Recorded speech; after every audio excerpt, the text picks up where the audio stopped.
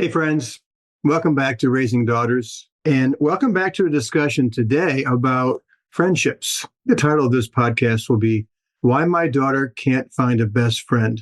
And the reason I thought we'd talk about this topic today is because I see so many girls in my counseling practice and sometimes in my retreats and my summer camps, but especially in my counseling practice, who are really discouraged and down and have some mild depression because they can't find a best friend, or because they don't have friends. And so often, and this is going to sound terrible, but I'm going to say it anyway, often these are really cool girls. They're not cool in a cool sense, but they're just really nice girls. And it surprises me. It's like, why would this kid who seems so nice and so empathetic and kind, why would they have a hard time finding friends and or a best friend? So I'm going to talk about a handful of reasons why your daughter may be having a hard time finding a group, finding some friends, and in particular, finding a best friend. It's so important for all of us, all the way through life, to have a good friend, to have a best friend. I think it's really important when you're in middle school and high school to have that kind of a supportive person who gets you, who loves you no matter what. You can say anything to them. You know, you can trust them, and you can trust that they'll keep it in confidence. It's so important for girls to have that. And so many girls don't. When girls come to my weekend retreats and my summer camps, they fill out a little short form online.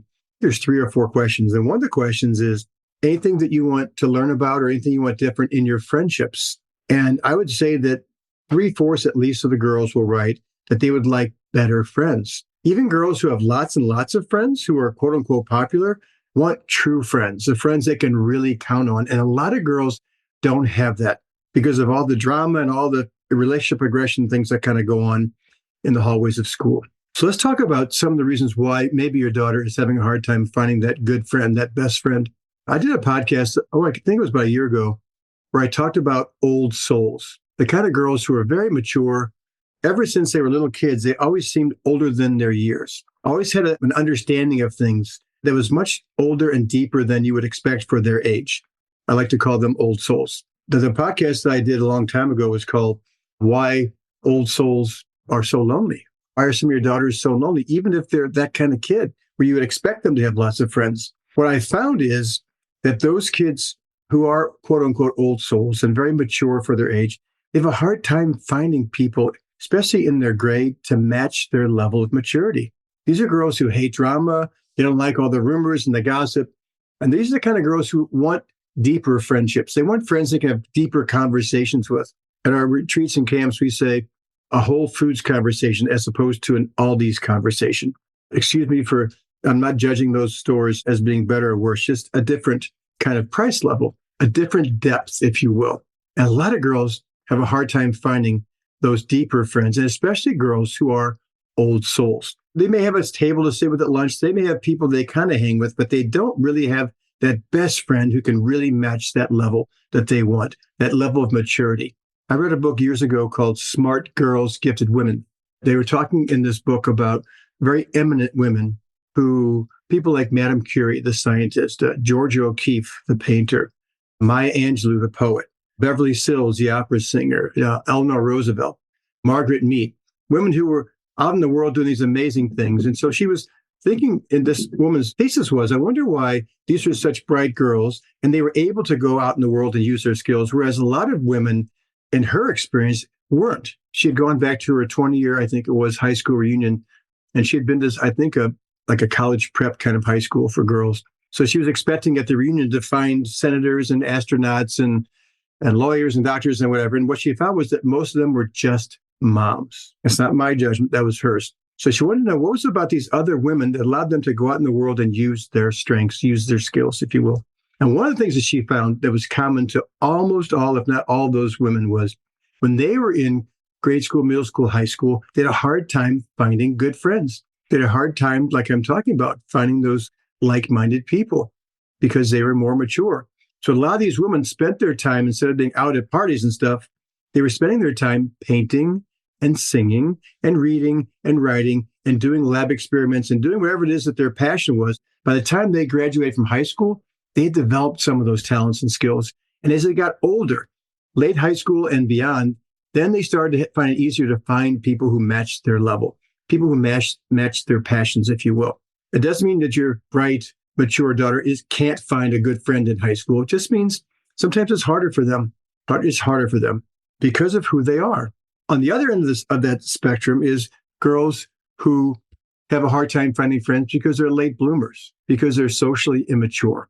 I've seen some girls in early, middle, or late middle school who are still playing with dolls, who are still homebodies, if you will.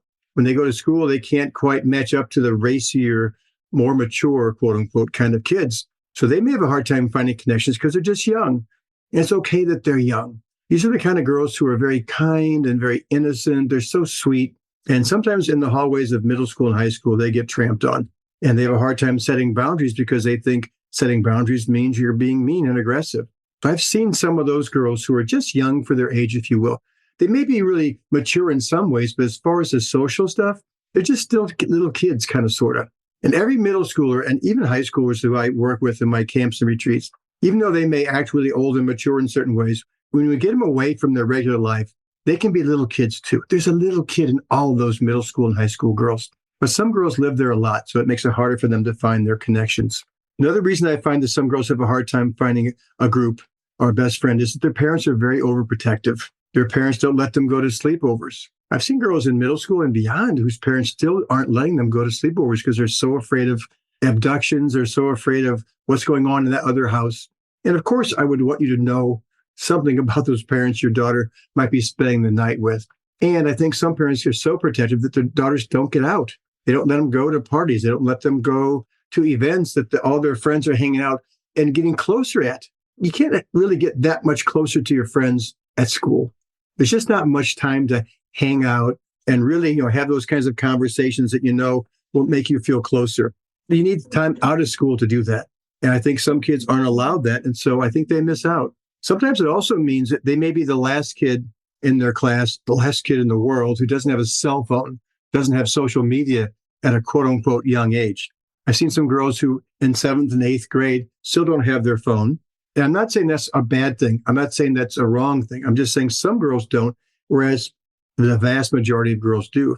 These girls tell me they feel kind of behind and left out because they can't keep up in their minds. I think they can get around that without a phone, but it's harder because when girls are on the weekends and weeknight at home, they're talking, connecting, they're doing jokes, and they're talking about things, they're making plans. And I think when they miss out on that, sometimes when they're sitting at the lunch table the next day at school, they're not even quite sure what everybody's talking about. They're not in on all the little private jokes because they haven't been involved in some of those conversations. That's one reason why some girls feel like they're having a hard time finding friends because they feel like they're behind and don't know what's going on. Another reason why some girls may have a hard time finding friends is that they're just kind of quiet kids. They're kind of shy by nature. They may be introverts. It may be hard for them to include themselves. They have a hard time going up to groups and inviting themselves in. That's true for a lot of girls forever who have that kind of personality. I think it's become even more true since COVID, since everybody was shut down socially for a year, as far as seeing people going to school.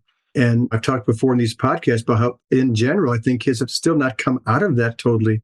There's a level of social awkwardness that girls tell me they still feel, even girls who are as old as at college age. So some girls who I think who are just born introverts, quiet and all, I think sometimes they have a hard time finding a best friend because they don't get noticed as much. They don't speak up. They're not the kind of kid who is noticed like the popular kids who are walking down the hallways being noisy and laughing and punching each other and all these things. These girls are a little bit more reserved and thus don't get seen as much, don't get noticed as much, don't raise their hand in class as much. And so they and their voices aren't heard. But sometimes it makes it harder for them to find good friends. I have on many occasions encouraged parents to ask their daughter's teachers or the school counselor, who's a good match for my daughter? Who would kind of match their level of maturity, their social kind of skills? And sometimes the school counselor or the teacher can say, there's another girl or another boy who's also kind of quiet. I think they'd be a good match. And so you get each other's information, maybe get the girls together outside of school. And they can have a great time. And they found someone who's sort of like them, if you will. I think sometimes we can grease their path a little bit by trying to find like-minded or kids who are kind of similar to them. Another big reason why girls sometimes have a hard time finding a best friend is because they've been burned in the past. They've had a good friend and then lost the friend because that friend moved on to another group. That girl got bullied or teased or made fun of or excluded. And I've had some previous podcasts where I've talked about my spiral of beliefs, what girls make of their situations in life. Put a link to that old podcast, that my show notes. So look for that on my website. When life experiences happen, especially adverse ones, girls go inside their heads. They ask, why is this happening? Why am I being left out? Why does nobody call me? Why are people leaving me?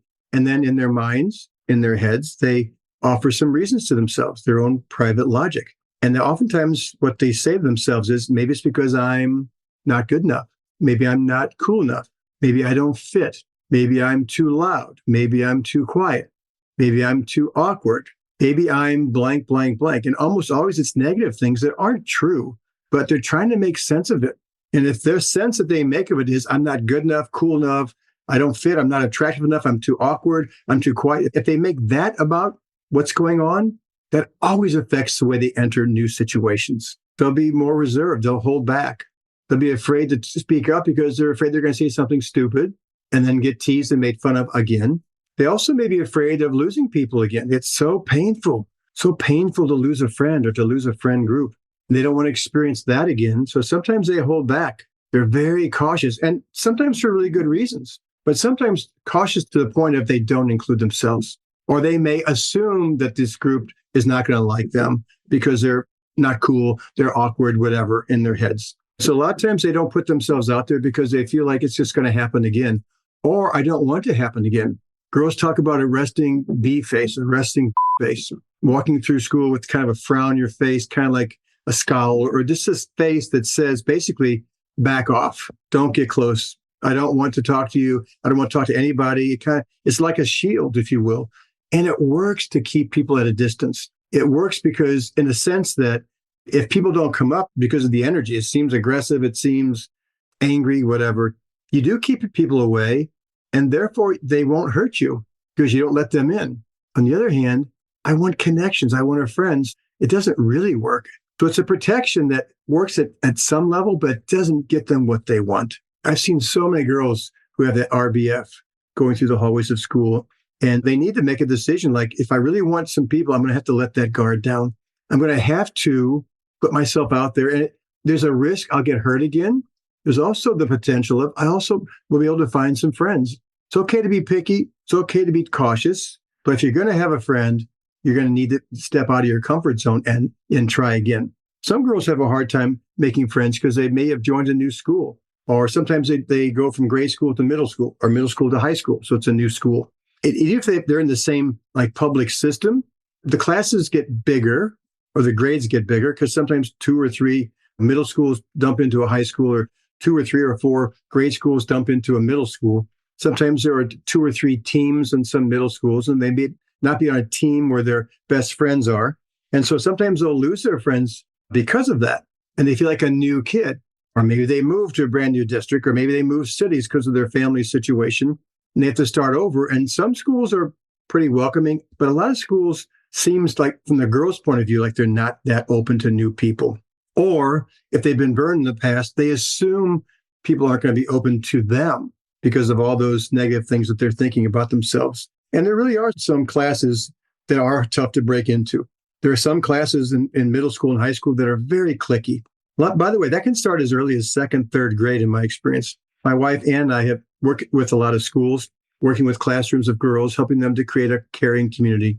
And it's interesting how young some of the classes are that we're called in to work with. Some schools have us come in proactively because they want to make sure their girls get these skills of learning how to communicate with each other and solve conflicts and all that. But most of the time we get called because there's an issue. And it's been as young as kindergarten and 1st grade sometimes. More typical 4th, 5th grade. Things are changing. They're changing. Friendships start to shift. So they need help, obviously, with learning those skills. But again, some schools are hard to break into than others because some classes and some grades are clickier at certain schools because of lots of different reasons. Another reason why girls sometimes have a hard time finding a group or friends is they have different interests. Or most of the girls in their class might be kind of quote unquote girly girls who are into boys or into certain kinds of things, whereas they're really into video games, which is more of in general, a guy thing. There's some girls who are very athletic, and on the playground, they don't want to walk around with the girls and gossip and do all that stuff. They'd rather play soccer with the boys, which is awesome. They have a blast, except that then the girls get jealous because this girl is becoming friends with some of those boys. And they start teasing her about, oh, who's your boyfriend and all that. Sometimes they start cutting her down because they're jealous of the fact that she has so many guy friends, not boyfriends, but guy friends. If a girl has different passions and interests that don't resonate with the girls in her class, and sometimes that puts them on the outs, if you will. And they need to be encouraged to find out what they do have in common. And I do an exercise with classrooms of girls sometimes where we'll have them pick someone in their class who they don't know very well. Even if it's a private school where they've been in school for 3, 4, 5, 6 years already, there's certain people they don't hang with because we're different. They've judged them as being someone I probably wouldn't connect with because I'm really into sports and they're not, or I'm really into art and theater and they're not. We have them pair off with someone like that they don't really know, that they've judged as being kind of different and probably not somebody I would connect with. And we give them 5 or 10 minutes to come up with all the ways that they are similar. And what's amazing to them, not to me anymore, because I've done that exercise hundreds and hundreds of times, is they'll find 5, 10 or more things they have in common. Maybe I'm in sports and you're not, but we both like horses. We both like to draw. We both like to travel. We both like rock climbing. They find so many things. We both like to cook. We both like whatever. They realize, wow, I've judged you sort of superficially on this one thing, but we have so many things we could connect on. And a lot of times girls don't know that unless we give them opportunities to do that and bring it to their attention, if you will. I think you need to coach your daughters to look past those sort of surface things that they have judged somebody about, like this kind of girl, and just say, that may be true, but there's a lot more to her than that. There's lots of more layers than just that one thing you see about them. If you spend a little bit of time with them and open up a little bit, you'll realize, wow, we have more things in common than we thought. I mentioned before, some girls, sometimes it's girls who are those old soul, mature girls. Sometimes it's just girls who just hate the drama. I mean, nobody really likes it. It does become a way that they connect. It's a way to be in the know, to be included, to have a sense of belonging. It's just a really negative way to have a sense of belonging. So some girls will just stay on the outs from that. What they'll say to me is that they may have a lunch table they sit with, and people don't exclude them from the lunch table. They can sit there, but the girls are talking about stuff that they don't really want to talk about. They're gossiping, they're talking about rumors and things. And so they feel like a third wheel. They don't want to participate in that conversation. So they just kind of sit there and listen, but they feel like I'm sort of not really in this group. I'm in the group, but I don't really want to be in the group. But I've got nobody else. So at least I've got a table to sit at. But they're still kind of lonely and they still haven't found their bestie, if you will. I saw a girl in my counseling practice a while back. And actually, she came to one of my weekend retreats. And one of the things that she talked about was how she was feeling kind of lonely because she had been in a group since grade school. This girl was now in, I think it was 8th grade. And the group that she'd been with for all those years suddenly started to be really into boys. And they were going to parties. And some of them were making out with boys. A few of them were doing some vaping. They were doing some, what she called naughty things or, like racy kinds of things. And she wasn't there. That was, in a sense, didn't resonate or didn't line up with her morals. She slowly but surely sort of started distancing herself from the group. They might call her to come to somebody's house for a party on the weekend, but she didn't want to go because she knew what they'd be doing. Eventually, they started not ask her anymore. They stopped inviting her because she had said no for so long. And a part of her was okay with that because she didn't really want to be doing what they were doing. But on the other hand, she was alone.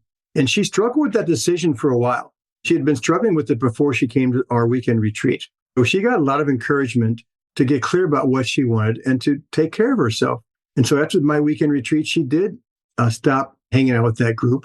The risk was, and the truth was, that she was alone for a while. She was in between groups. Hard place to be when you're in 5th grade or 8th grade or in high school. But she realized that I'm going to need to do that and then to start looking out beyond that group to who else might I match up with? Who do I want to hang out with? So it took her a little while to find a friend in a group. She was in limbo for a while, but it was worth it in the long run. So there are some girls who have to go through that process of leaving a group because their morals don't match the group's new morals, if you will, that they don't want to get those kinds of behaviors. And so they're kind of out of a group for a while. I've also had some girls who have a hard time with friends because of their dating partners at 2 levels or 2 reasons. Sometimes they get so enamored with their new boyfriend or girlfriend, their dating partner, that they pour their heart and soul and all their time and energy into that person, and they exclude their friends. They start not having time for their friends. So sometimes their friends get miffed, and so they sort of move on. They get upset because what about us? And the girls sometimes don't have that longer term view of, I need to have more balance in my life. So some girls will lose their friends because of that. The other thing I've seen a lot lately, there's a girl who I saw recently who's a senior in high school. She dated a guy for about a year, and then he broke up with her. And one of the reasons he broke up was that she wasn't willing to do some of the things with him sexually that he wanted. He got frustrated and he moved on, which was heartbreaking for her. They had dated for a year. It was her first real boyfriend. So it was tough, right? And what made it even tougher was within a week, he was dating one of her best friends, her quote unquote best friends, who had always apparently had a crush on him.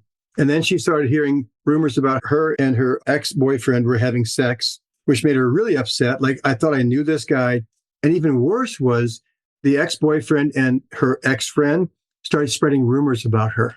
And people in that big group that he and her friend were in believed them as opposed to her. So then she lost the big group because of rumors and gossip created by an ex. That happens a lot. So some girls have a hard time finding friends for a while because people have made judgments about them because of the gossip and the rumors, or because they moved on from a friend or a dating partner. And so they may lose not just that friend or the dating partner, they lose the whole group. And then they get gun shy. They're worried about being hurt again for those reasons I mentioned before. Sometimes they have a hard time finding a group again, especially if it's a class that's kind of cliquey.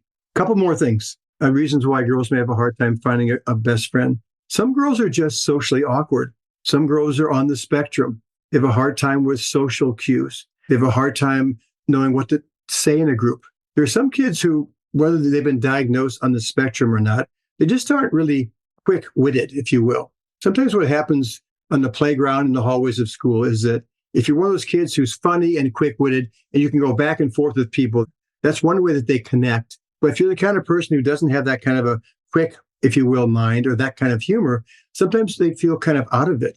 They get behind in the conversations because they're still trying to figure out what was said before. And then the group is like way down the road already. They may lack the ability to notice social cues. They may blurt things out or say things that are not really on target. And so people start making fun of them, or people are like, who's that? And so then the group will leave them out. They have a hard time socially because they're just a little bit behind their group. And again, like I mentioned earlier, sometimes it helps if a teacher, counselor at school can guide the parents to another kid, boy or girl, who also kind of is where they're at socially, whether they're on the spectrum or not. There's some kids who just are awkward and have a hard time connecting. They're younger in that way. But if they find someone who has an interest that they have, who also may be a little bit, quote unquote, immature, then they've got a friend who they can connect with. It can be somebody who's younger. It can be somebody who's older. I don't think it matters that much as long as they have somebody they can connect with, somebody that they can learn to trust, somebody they can develop those social skills with who is at their level. Because some of those kids will never fit in with a, quote unquote, popular group. And sometimes these are the girls who are pounding on the door of that popular group, and they're never going to be let in. They just don't fit. They're not into the same kinds of things. Those girls are doing things way beyond where they're at. So they need to find someone who's at their level. It's not a bad thing. I'm not judging them. They just need to find someone they can connect with. It's okay. It might be about a younger age, an interest. Sometimes these are kids who do well with working with little kids. I have some of those girls who will go down into like a kindergarten class and read to the kids, or work with those kids after school in the after school care. They get a lot of value from that. They just need to find their matches, if you will. One other thing I wanted to mention is I was working with a girl not that long ago, and she's had a hard time socially over the years.